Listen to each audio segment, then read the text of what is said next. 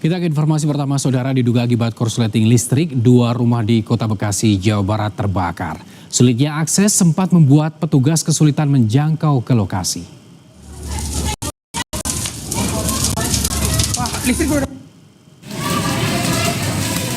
Kencangnya angin dan material yang mudah terbakar cepat membakar 1 bangunan kontrakan dan 1 rumah warga.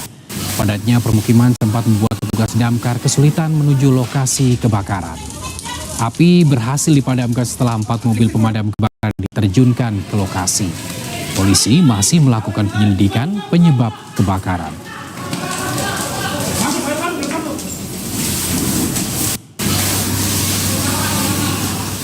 Hujan disertai puting beliung melanda Klaten dan sekitarnya. Akibatnya 19 rumah rusak.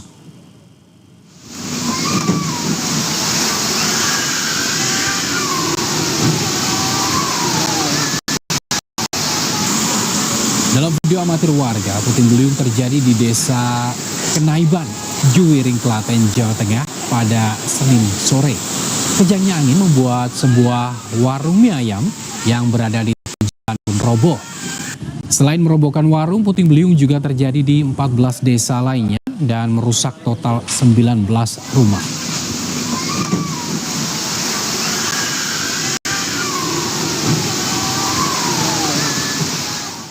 Diduga sopir kelelahan, sebuah truk bermuatan kayu terguling di Purbalingga, Jawa Tengah Selasa pagi.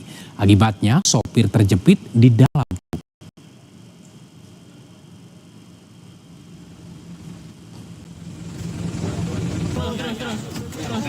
Kecelakaan terjadi saat truk yang tengah melintas di Jalan Raya Bojong Purbalingga, Jawa Tengah mendadak oleng dan terguling. Diduga kecelakaan terjadi akibat sopir yang kelelahan dan mengantuk. Akibat kecelakaan, sopir truk terjepit dan mengalami luka serius. Usai dievakuasi, korban dibawa ke rumah sakit terdekat untuk mendapatkan perawatan medis.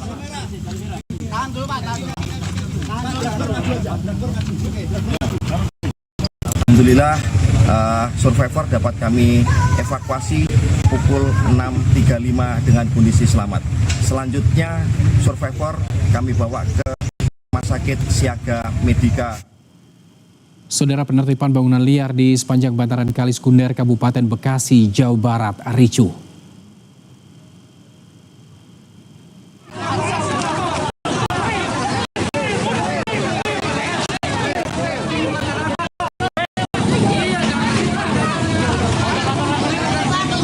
Saling dorong dan adu mulut terjadi antara warga dan petugas Satpol PP di Kampung Kaliulut, Cikarang Utara, Kabupaten Bekasi. Kericuhan dipicu warga yang tak terima pembongkaran bangunan dilakukan tanpa ada kompensasi.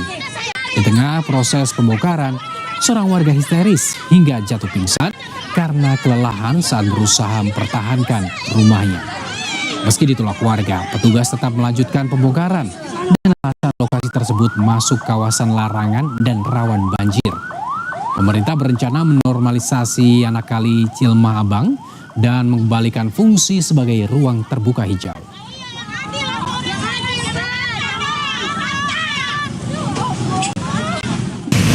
Prosesnya kita sudah melalui tahapan proses. Yang pertama kita telah melakukan himbauan. Sebelum himbauan kita melakukan pendataan terlebih dahulu, ya, pendataan, kemudian himbauan. Kemudian kita setelah himbauan dan pendataan, kemudian melakukan peringatan 1-2. Rapat dengar pendapat antara Dinas Kesehatan dan sejumlah forum di gedung DPRD Karawang, Jawa Barat berlangsung ricuh.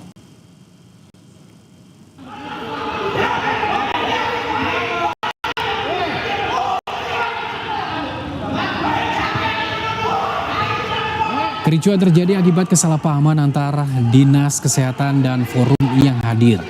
Peserta rapat yang berasal dari sejumlah forum tiba-tiba menghampiri meja Kepala Dinas Kesehatan Kabupaten Karawang dan terus meneriakkan makian. Sejumlah anggota DPRD Kabupaten Karawang berusaha melerai, namun peserta terus mengejar Kepala Dinas hingga RDP terpaksa ditunda.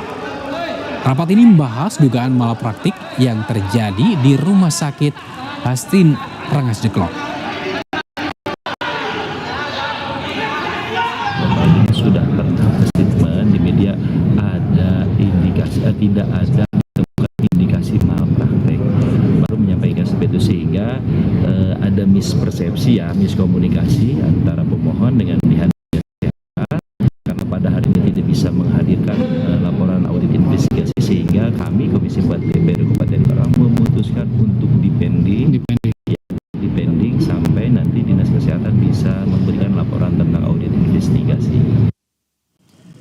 Selanjutnya, saudara, polisi menangkap seorang ibu yang tega menganiaya anaknya yang masih berusia 6 tahun hingga tewas. Diketahui pelaku merupakan ibu tiri korban.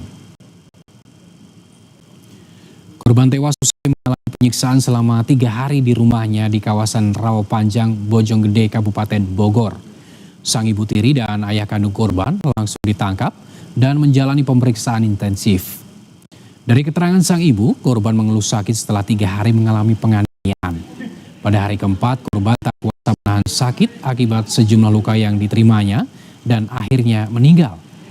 Polisi juga menyita barang bukti berupa gagang sapu yang diduga digunakan menyiksa korban.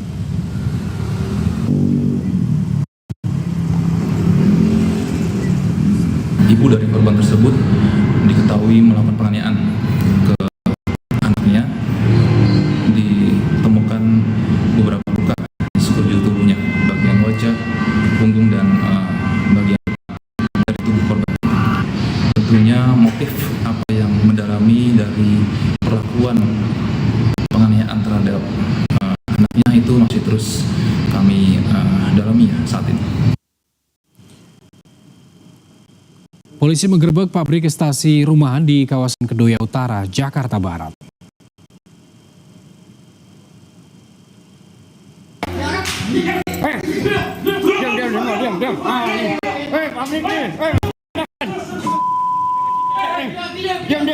Dalam penggerebekan ini, petugas menangkap 6 orang yang tengah memproduksi narkoba jenis pil ekstasi. Mereka tak berkutik saat ditangkap polisi. Terbongkarnya home industri pil ekstasi setelah petugas Polsek Sawah Besar menangkap seorang kurir berinisial IS di Sawah Besar, Jakarta Pusat pada 12 Oktober lalu.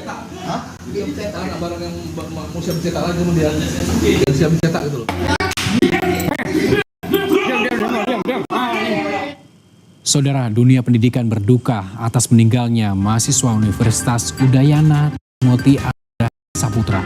Mirisnya, sejumlah mahasiswa justru menunjukkan tindakan tak berempati. Ulasannya usai jeda.